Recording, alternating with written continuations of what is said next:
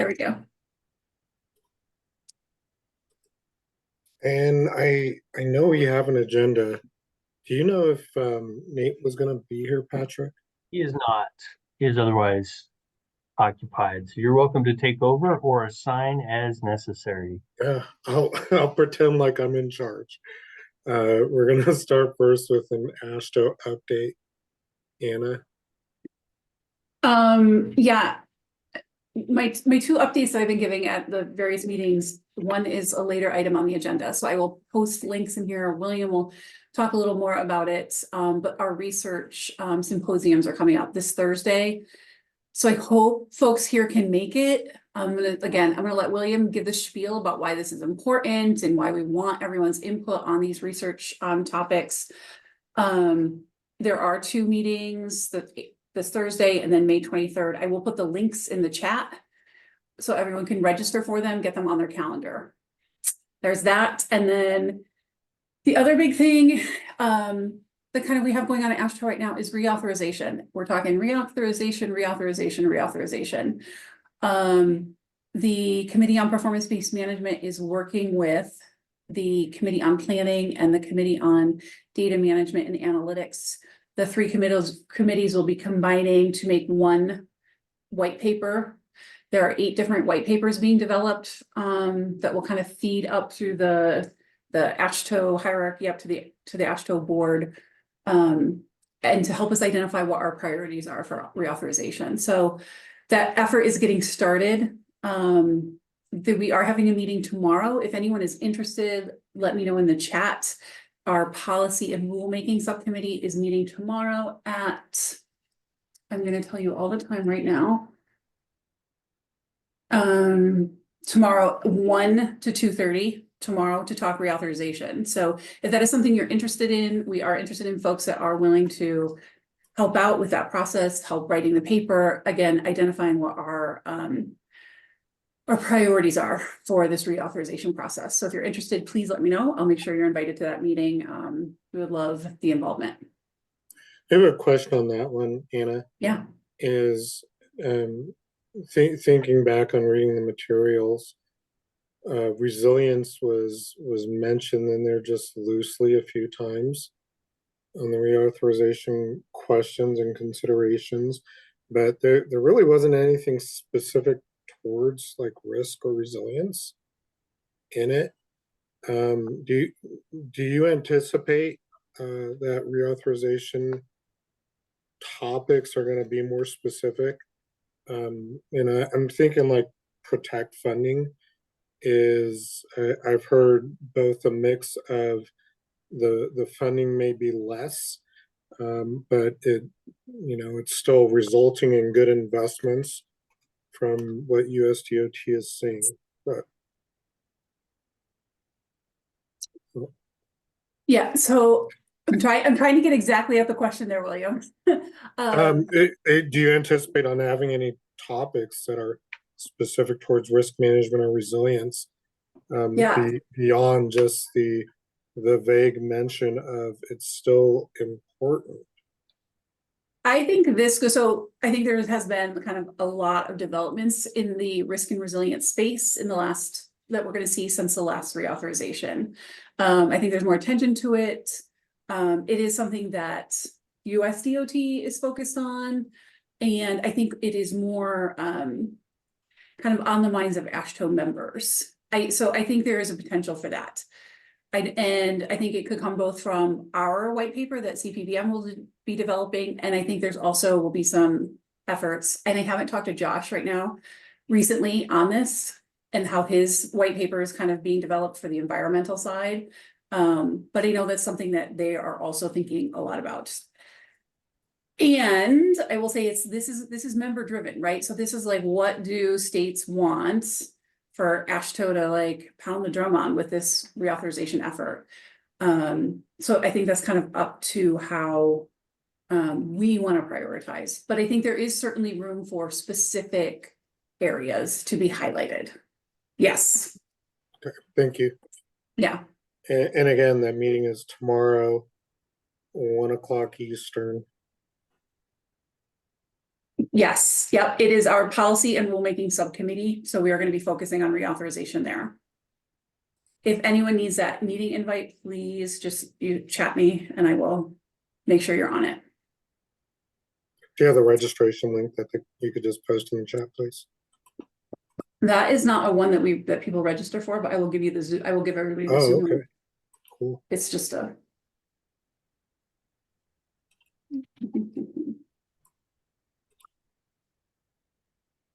And that's all I had as I post this in. Thank you, Anna. Mhm. And Patrick, if I recall correctly, Daniel. He wasn't was able to not- make it. I wanted to keep him on the agenda just so we Okay. didn't forget in the future. And if there was anyone else with an FHWA update in his place, he had mentioned there from his office, no one is able to make it.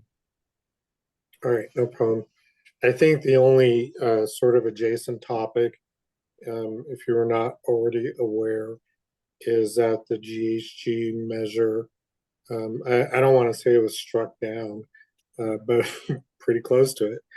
And I think we're just, the word that we got from both Anna at ASHTO, thank you, as well as we did get finally a brief email from the feds stating that the requirement is not in place to send those targets. And I think we're just waiting for after action on that. Thanks, Hannah. Yeah. Just Sylvia? follow up on that. Sorry, William, to interrupt, just following up on that, we at ASHTO we still have not heard anything official from FHWA. I think everything that we have heard has been conversation. We haven't received anything official about that. I know that FHWA did send stuff to division offices. And basically the message was guidance will be coming or more information will be coming. Yeah, that's what I mean by we got a casual message from our Fed division office. Sylvia? So I have a question. Is anyone on this call involved with the stewardship and oversight agreement renewal? Are you talking about in your respective department or? No, I'm talking about other state reps that are on the line right now. Because I was just kind of wondering, it is risk-based, and I was just kind of wondering if your offices have been asked to have any input in the stewardship and oversight agreement, or whether the stewardship and oversight agreements reside in separate sections within your organization. I take part in it in at Colorado DOT, Sylvia, and I got to tell you, we're going through something with our division office on the purpose of the stewardship and oversight agreement, and this is just speaking from Colorado, not necessarily a national perspective. It was always supposed to be risk-based. And the big thing with the stewardship and oversight agreement was you had narrative and you talk about the link between the DOT and FHWA and administering the federal aid program. You had targets in there for major things, and then you have this thing called the JPR, the Joint Process Reviews, which is more or less an approach towards managing risk. It most of the time it appears to be very driven by like the COSI methodology for looking at risk, but in our department we've had great challenges with that because oftentimes those JPRs are not directly linked back to administration of the federal aid program, and it extends beyond that. And so we've been having some discourse with our division office here in Colorado about what is the minimum requirement of those things, and in the minimum requirement, what is the division office's role and responsibility, and our minimum roles and responsibility of doing that. So that's my only input. I think that if Sylvia asked a question, if anybody else had any thoughts or any want to serve as a resource or guidance on that.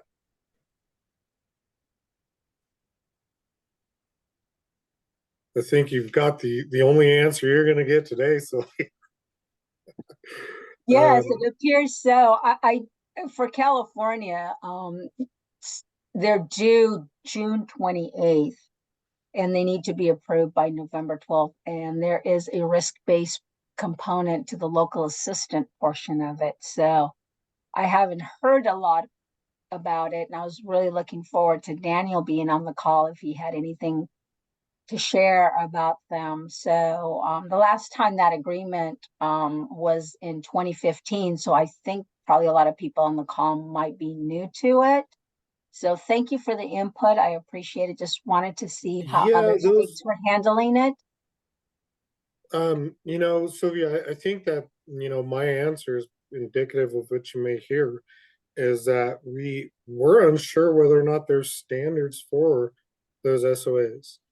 And, you know, we've tried to reach out to the HQ coordinators for those, and we've not been able to find an HQ coordinators. So I would think that those SOAs are very state specific.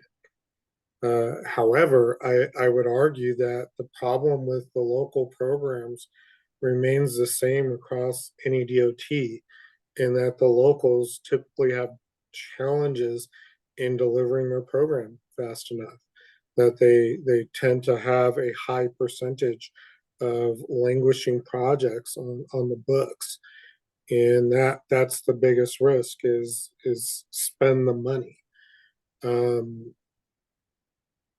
I can try to put you in touch with our local agency resource here at the department, and you're welcome to talk to them. If you want to just send me a quick email, will.johnson@state.co.us, and I can help you out there. Maybe you could ask them if they have any more knowledge on that, or if there's a smaller community group that focuses on that. Yeah, no, thank you for the contact. We have a lot of people within Caltrans that are working Yeah, I on mean, you have the largest federal aid program in the nation. So I was just kind of wondering what our community was involved in with, you know, the people. I know there's not a lot of us on the call, but I was just kind of getting some feedback from the risk practitioners that are currently in this meeting to see if they've been asked or have any involvement as it relates to the risk portion of this renewal. So thank you. I appreciate it. And maybe my other sections within Caltrans have already in contact, or maybe, you know, yeah, possibly. we are in a lot of. I didn't want to leave you without an answer.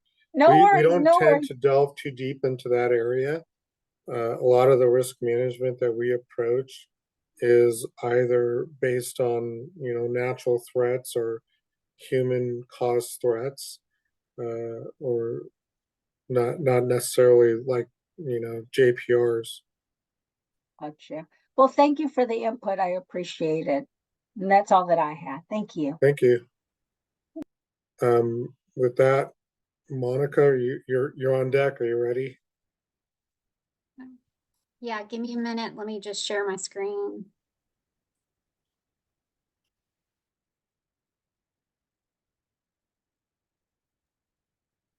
While she's doing that, I was noting down the attendees, and we've got Caltrans and TxDOT and Indiana DOT and New Jersey DOT and Washington State DOT, with Minnesota, Colorado, and Utah as well as AASHTO. I'm not sure if we have any other DOTs represented. I'm looking specifically at Thomas and John. I don't have yours on there.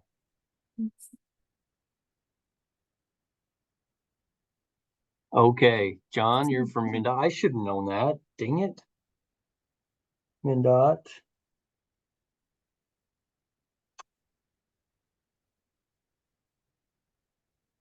Excellent. We could see your calendar, Monica. I know. It's Can you good see that- my PowerPoint? Can you see my No, we paragraph? see the calendar. It's nice that Erica's taken the entire day off. Sorry. Okay, you still don't see it. Let me try again. There, I think I got it. Hold on. Do you see it now? You've It's started, doing something. yes. We got it. Yep. Okay, hold on. There we go. Okay. Well, hello, everyone. Good afternoon. Thank you so much for having us.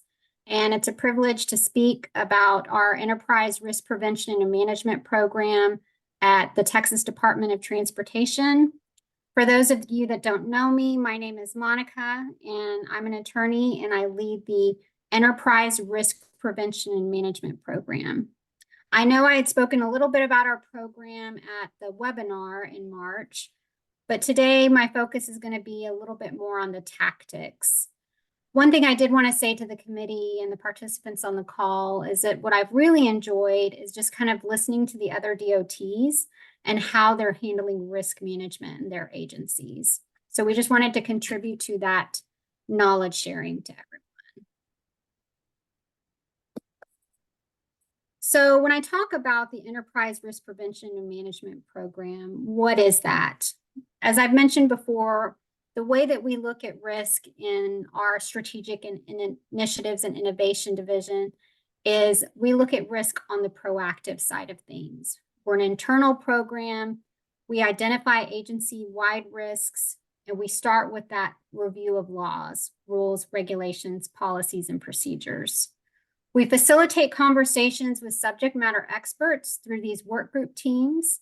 We then analyze and prioritize risks by significance and probability of the risk occurring. The subject matter experts on those work group teams assess the risk and look at current controls, and then we develop mitigation plans to reduce or eliminate the risk. We typically have different subject matter work group teams that consist of, we may have an assets work group, corporate governance, environmental, financial. We also have information management, planning and execution, and safety. And that's the way that we look at all the risks. We try and bring the divisions and districts together in those work group teams, and we don't want to call out a specific division. So we really bring them together where they fall in those subject matters. I'm sorry. I'm having computer problems today. Okay. As I mentioned before, it's a proactive approach to identifying solutions. We look at that cross-functional collaboration. We address potential threats or risks before they become problems and reduce their impact. We also, what we capture too, is if there's cost savings, increased safety for employees, and improved public perception of TxDOT. The other thing that we're looking at, and something that our agency is striving towards, is also that innovation mindset, but also that business process improvement, that continuous improvement. So here's just our process. As I mentioned before, we start with looking at those legal guardrails, that legal compliance aspect first. And so we have a framework, which is a massive spreadsheet with all the laws, regulations, minute orders, policies, manuals, everything you can think of. And we have that broken out by subject matter, as I mentioned. On the work group teams, we have a standing member of general counsel. So even though I am a licensed attorney, I work very closely with general counsel just to make sure that we've got that relationship to manage those risks.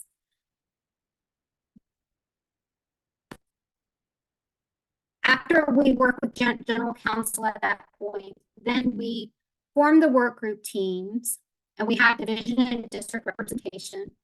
We also have an orientation session. And then once the orientation session kicks off, we launch our work group meetings right after that. And typically what we'll have about 4 work group meetings, an hour and a half each, and we just run through the spreadsheet, have those discussions around the risk identified. We also categorize the risk, look at the different current controls, and provide that risk rating score. Once the work group has finalized their product, then we meet with the affected division directors and chiefs, and then we have our final approval with our executive leadership team. So our approach really is working with those employees to management, and then our leadership, and then our executive leadership. So we have a complete and total collaboration package in that mitigation plan, and we have that buy-in on the front end. So here's what I was mentioning when I was talking about that spreadsheet. You've got kind of the identified laws there and different risk owners, those divisions. Then we have that kind of functional area that they belong to, the description of risk, our risk category, our impact and likelihood there.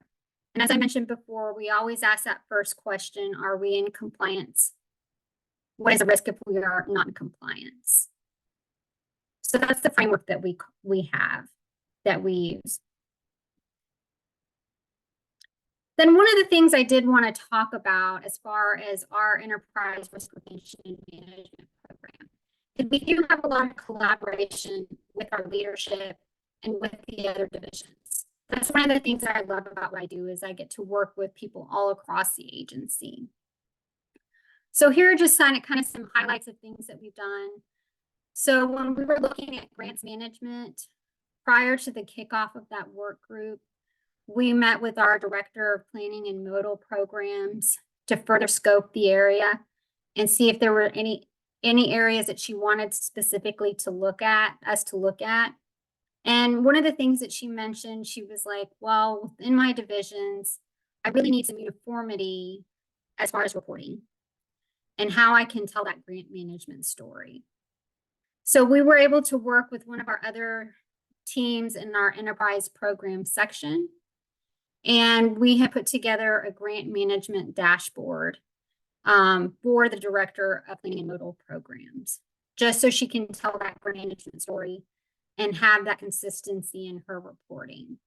So that was a big win. And I feel that was a huge example of the cross collaboration that we do within our own division, but then across the agency. We finished our transit division. We're about to launch into a dashboard with our aviation division as well. The other example of that is I've been working very closely with IT, and we were charged with developing an AI risk framework. We got approval for our risk rating scale. We had a working session a couple of weeks ago, and we're still trying to kind of finalize our governance around AI. But that just shows another area of us working across the agency with those different divisions concerning risk. Then I was fortunate to add to my team, and she's on the call today, Kelly Kinla, and she and I have been working really closely, so getting ready to launch our contracts risk work group. And what we've done is we've broken, since contracts is so large, we've broken it up into 4 different buckets. We have a professional services and consultant contracts group. We have a construction and maintenance group. And then we have a procurement team. And then we have a catch-all, everything else miscellaneous. So we've really broken up contracts that way, because what we've noticed at TxDOT is that there has definitely been an increased need in contract management amongst all the divisions, even in our own division. And so we really did it that way so we could do a deeper dive into looking at contract management as a whole at TxDOT. And then that's just it for me.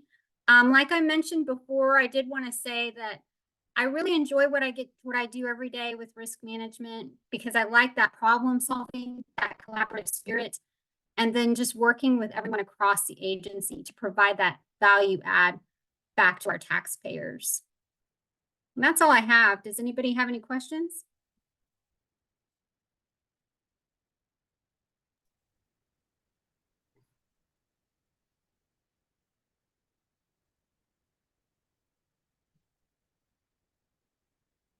Looks like Sylvia.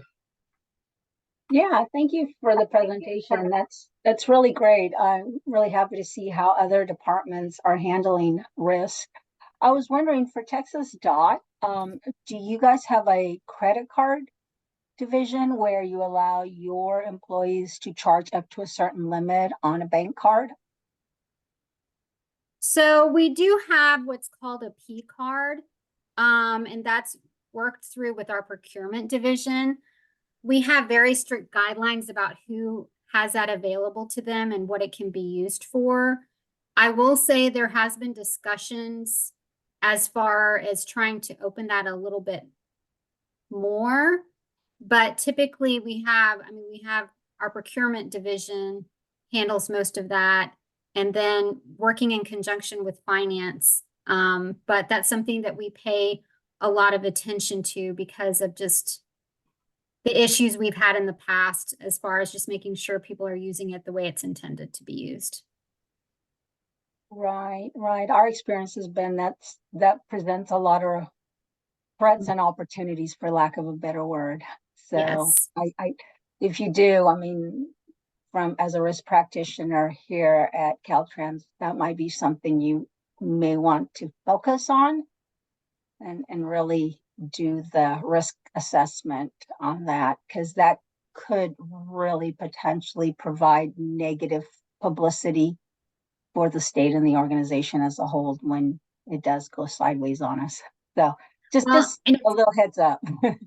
No, and it's funny that you said that because so we had our second risk management community of practice meeting at the end of March, and we had an activity session, and we had someone that provided a foundation as what are pillars of risk, what does that look like? And then we went and talked about threats and opportunities and what that means. And we had an activity where people were, in the chat saying, well, that's a threat or that's an opportunity. And one of the scenarios that we had was a P card. Is it a threat or is it an opportunity? What do you think it's more? So that's something that we've kind of dealt with as an agency for a long time. Thank you, Yeah. Sylvia. Yeah, I mean, during times of natural disaster, they're very useful because you're able to bypass a lot of your contracting rules and regulations and really be able to utilize the power of the purse to quickly and effectively and efficiently address whatever natural disaster is upon you.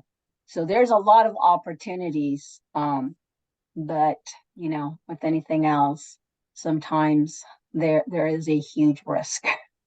But yeah, just a little heads up. Thank you. Any additional questions for Monica? Monica, really appreciate it. Thank you.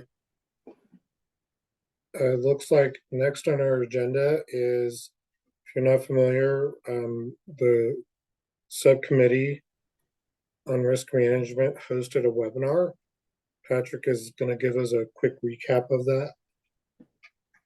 So yeah, the Committee on Performance-Based Management, they've got these bi-monthly TPM webinars. And for this last one in March 20th, we were asked as a subcommittee to come up with the speakers, the theme, and what we wanted to share. And so I thought it was kind of an extension of our subcommittee meetings, which I thought was great. And we had wonderful participation. I think there was over 80 participants, and we had 3 topics and 5 speakers, and just wanted to give you a few highlights from the meeting and opportunity to go see. So if we go to the next slide, on the tpm-portal.com, you can actually access the webinar recording and the slides which were shared.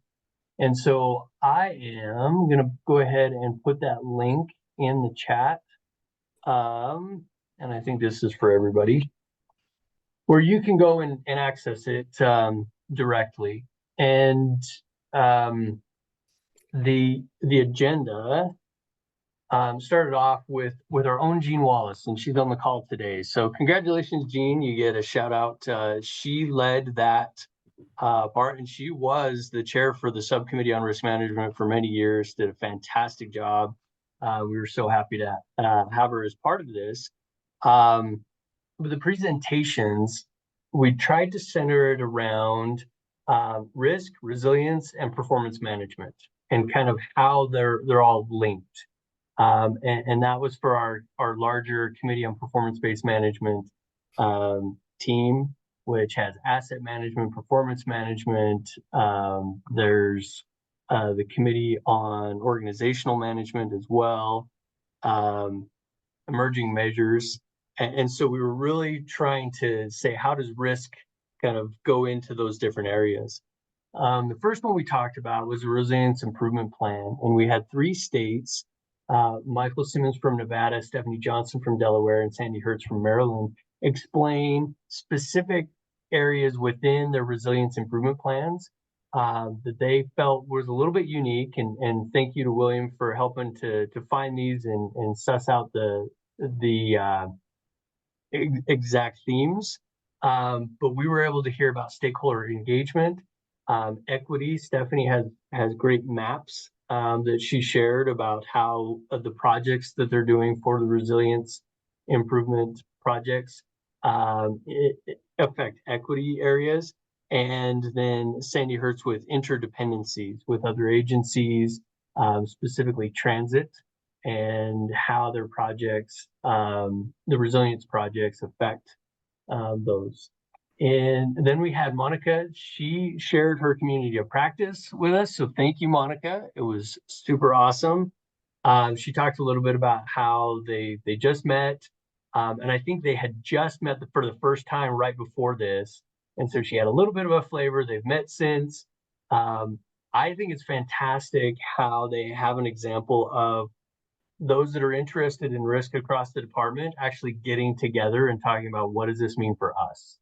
So I recommend go through, and if you have any questions, feel free to reach out to Monica. I'm going to throw that acceptance of anybody reaching out to you.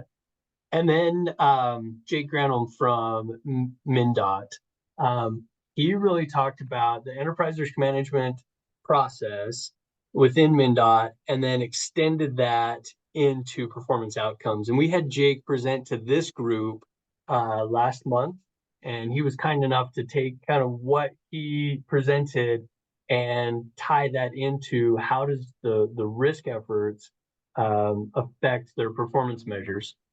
And he did a really fantastic job.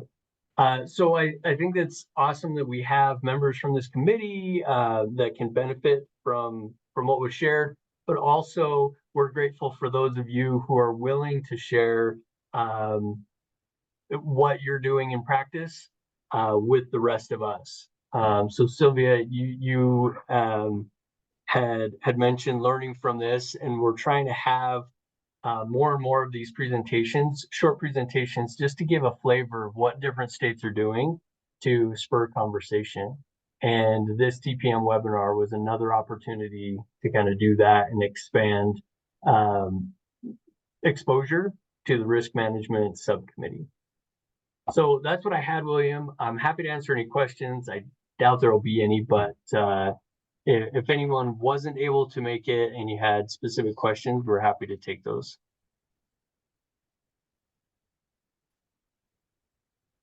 Thanks, Patrick, and thanks for hosting that for us, Gene. Next topic, and we did allocate an amount of time, but I understand if there's no ideas generated from this. I want to start generating some ideas. I'm going to post a link to the upcoming AASHTO Committee on Performance-Based Management, Risk Management Subcommittee, research work group. They're hosting 2 research workshops. And if you give me a second, I'll put the link to the second workshop in there. Those are the links to register. April 11th, May 23rd, the April 11th meeting, I'll be hosting the risk management breakout group. And from that, I'm wanting to see what's the word out in the street. Patrick, if you can, I've posted the link to the research world map, but if you don't mind, can we show people how to navigate to the CPBM Yes. Subcommittee on Risk Management page? And, I'll try to leverage one website for multiple things. Okay. Yes, I will share this right here. Kill two websites with one virus. Okay, so here is the ERM website. Yeah, so if you're not familiar, there is a website for ASHO on enterprise risk management. And Patrick, I believe if you go up to community and go to CPBM, and yep, that'll take you to us, the subcommittee. And in here, if you could go over to resources, please. So here you'll find a couple things. You'll find presentations that we've had posted in this meeting, as well as other relevant presentations.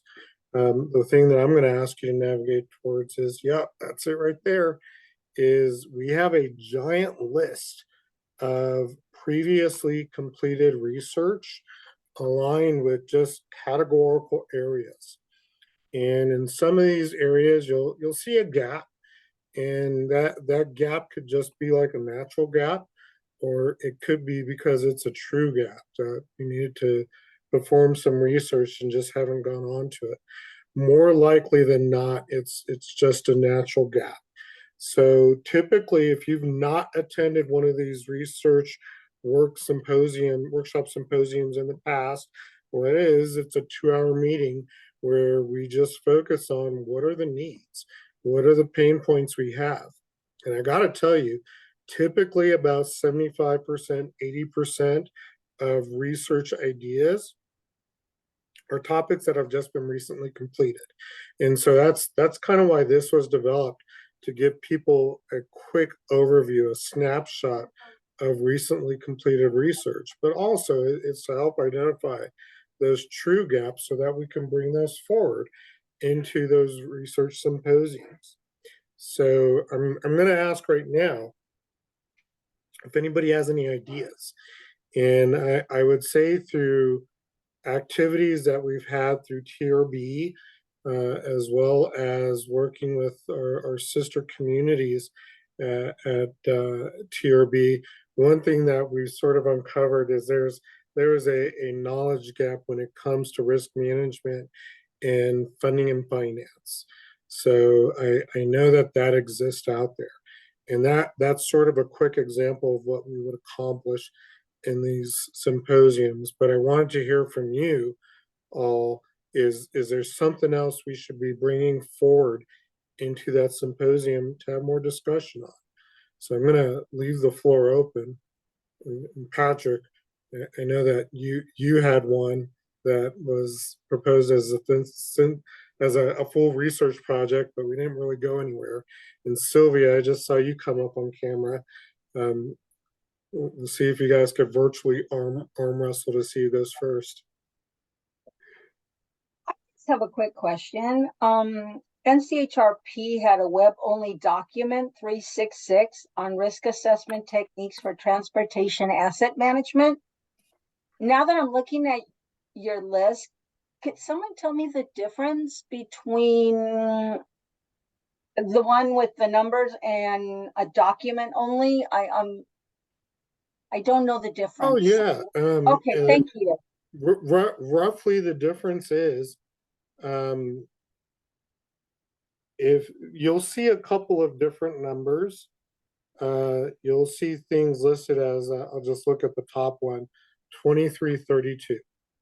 That is an active research project.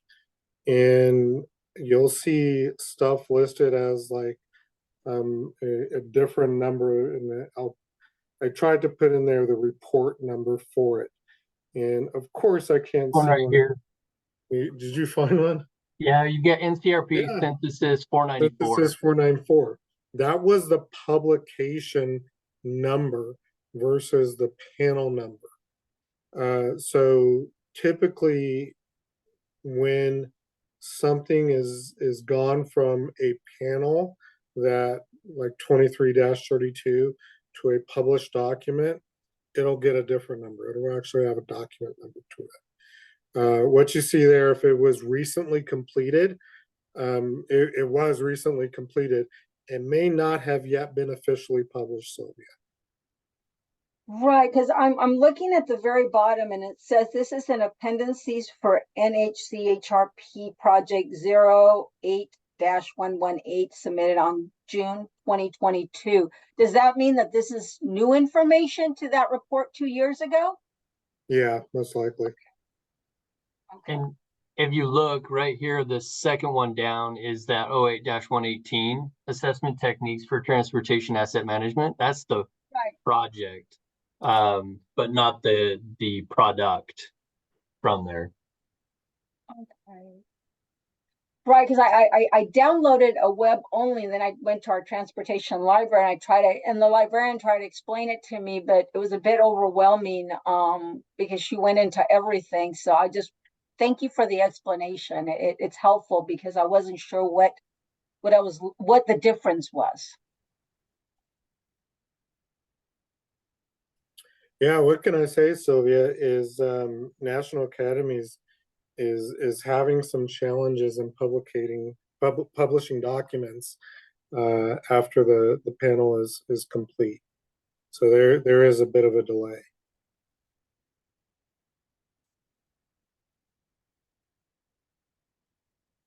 Thank you. That's all I had. Thank you for the explanation. Did you have any research needs, Sylvia? No, not at this time. Like I said, our office is new to being involved in the stewardship and oversight agreement. So there's a learning curve for us, but we've been given ample time to to come up to speed to all of that. So I think I'm okay. I just did not know the difference between the published document and from 2 years ago and appendices now, and why it was just released, like I think last week. So that was a bit confusing to me. Okay. Are you sure you don't have any research needs on managing the risk of local agency projects? Not at this time. I think I think we're just trying to wrap our arms around exactly what all this means from an enterprise risk perspective, because we look at risk not only project delivery, but hiring. I mean, anything that will impact Caltrans, we are involved or we are notified. And so it sometimes becomes a little overwhelming trying to understand all the risks to Caltrans because we're such a large agency. So I appreciate it, but if I do, I'm sure I'll bring it to the group next time. But thank you. Okay. And Patrick, I got to put you on the spot because this one fell by the wayside last time because I wasn't sure if there were enough examples, potential research on risk appetite or I forget what actually it was risk appetite, wasn't it? Yeah, it's interesting. I attended a webinar where they actually defined what appetite was for risk. And I think when we have a risk list or we identify risk areas, communicating that to senior management can be difficult if we don't understand what their risk appetite is or what they're willing to accept. And so I think my thought was if we could get a synthesis or if we could find ways to help identify what that is within your department, then it makes that communication a little bit easier and kind of helps direct where your efforts should go. Because if you have zero risk appetite for, let's say, alternative delivery, then right? Any of these opportunities like, you know, CPBM, not CPBM, construction management, right? General contractor, CMGC, things of that nature. Just an example. But risk appetite was one that almost if you could graph it, right? And just say, hey, we have appetite for risk when it comes to, you know, hiring practices because we're losing everybody, right? So we're going to go out on a limb and hire people in, you know, mobile sites like New Mexico did a number of years ago. They hire people on the spot. We're pretty risk averse when it comes to that. It takes us 5 weeks to get through the hiring process, if not more. And so, I mean, it's things of that nature. If you understand the risk appetite, you might be able to function a little bit better as a enterprise risk management practitioner. Thank you.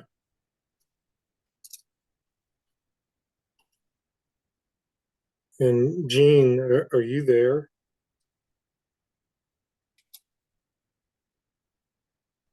Yep, I'm putting I people on am, the but spot. I'm in travel status, so it Oh mostly man, in what an listen excuse, Jean. The risk of asking Jean a question while traveling. I was just going to ask if from executive management you saw any emerging knowledge gaps there, because that's one of the things that we're struggling with the sister committee, is making sure from the executive standpoint that needs are being met. But I'll ask you later. Well, I can answer. Well, maybe it's a little fresh in my mind. I was just looking at the final deliverable products from the 08-151 project, which is the building and sustaining risk management within an agency. And, you know, they talk about some pretty high level things that support why you'd want to implement risk management within an agency. And I'm trying to think of maybe some of those things that, again, might help to build some tools and understanding at an executive level with strategic planning on implementing risk management within strategic plans. But that might be very narrow and only focused on maybe what I'm thinking. But William, I'm trying to look at what's on the screen on my phone right now. So it just looks like a bunch of like light blue and darker blue lines and hard to read. Have we gone back and done a comparison to the output of our risk research roadmap? Is that what this is, or? It is. That's what this is doing. Perfect. There is accompanying material with it, Jean. There's a whole other tab of spreadsheets that looked at the needs that were identified there and during the symposium. I'll do that comparison. That's like tonight's work and tomorrow night's work, to do that comparison to see if there's remaining gaps from that. Yeah, I think that would be good to see. And maybe we're at a point too where we should almost start thinking about a refresh on that research roadmap. It's been a few years and there are new and emerging topics. So that's another thought.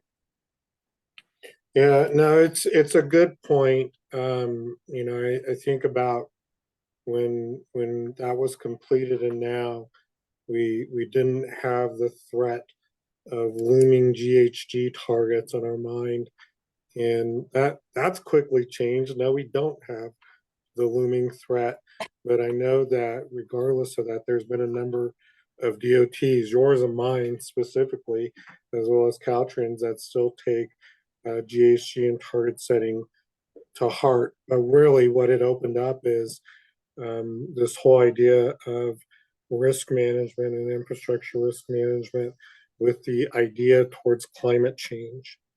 And it opens up categories of how do we better forecast for climate change, awaiting Atlas 15 and the ability to look at precipitation with future forecasting in mind. It's something that's still required when we do grant proposals for the Protect discretionary grants, and it was something that FHWA said that they would like.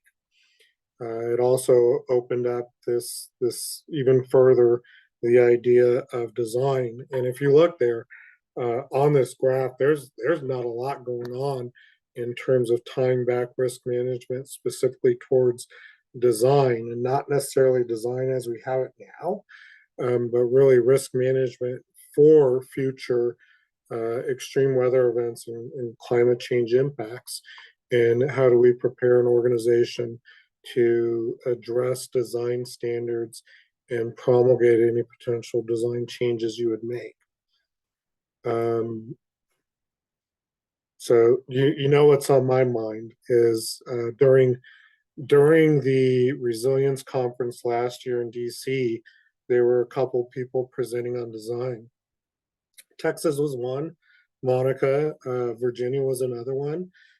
Theirs was just so focused on sea level rise that, you know, the Utahs and the Colorados and the Minnesota, we have inland flooding challenges that's not necessarily analog to sea level rise. And, you know, we typically approach design as a project specific things if we have those challenges, as opposed to, you know, traditional change management and research and, you know, assessment, using a data-driven approach towards designing, not for now, but, you know, 50, 100 years out in the future. So those are things that I'll probably come preloaded with. 5 minutes. Does anybody else have any? I'm looking for pain points. What's aching you right now that you just don't have an answer on?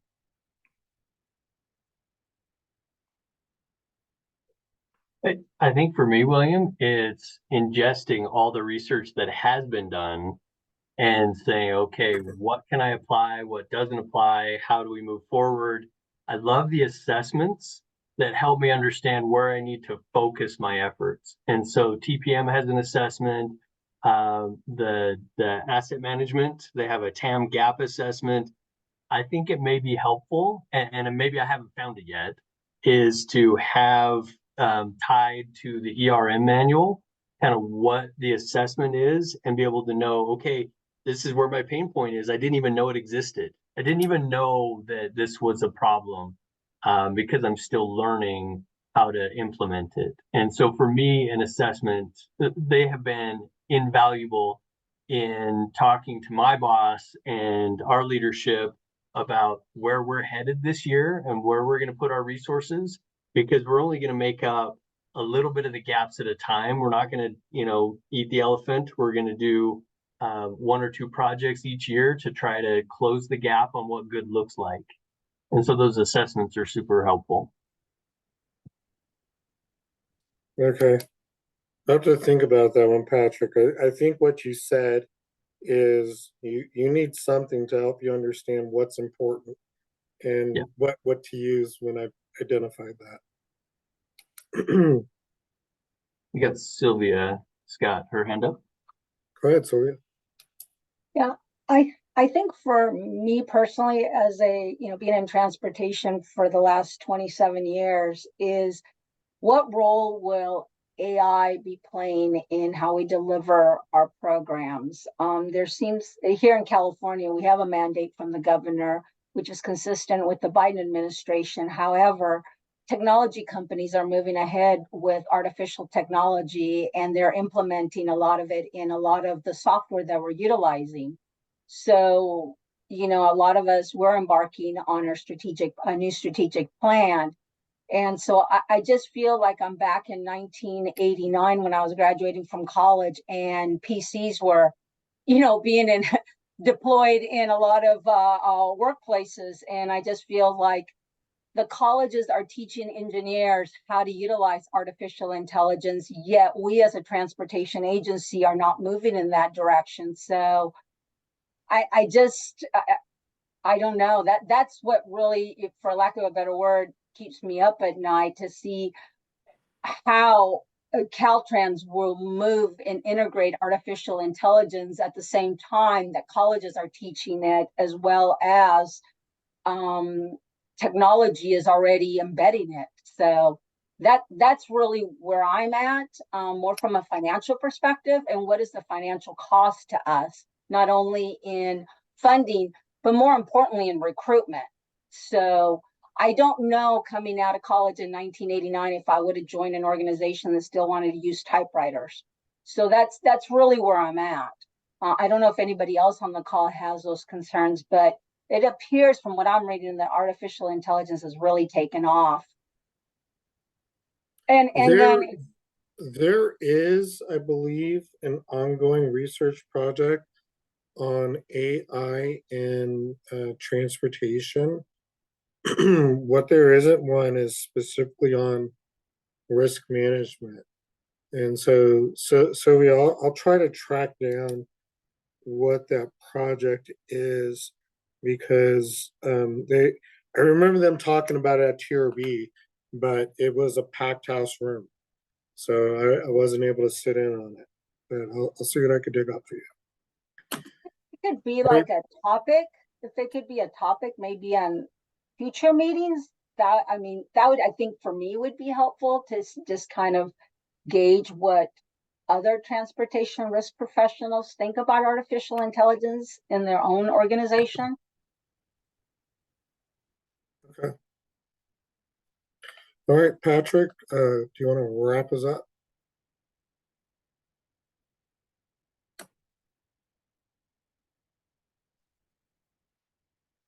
When you're presenting, like all of the things scatter. Yeah. So just trying to find out where you are and unmute and all that good stuff.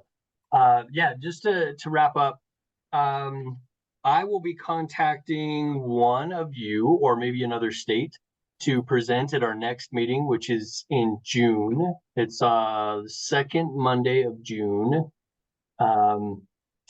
And if you have any topics that you'd like to discuss, so Sylvia, I've added a future meeting on AI.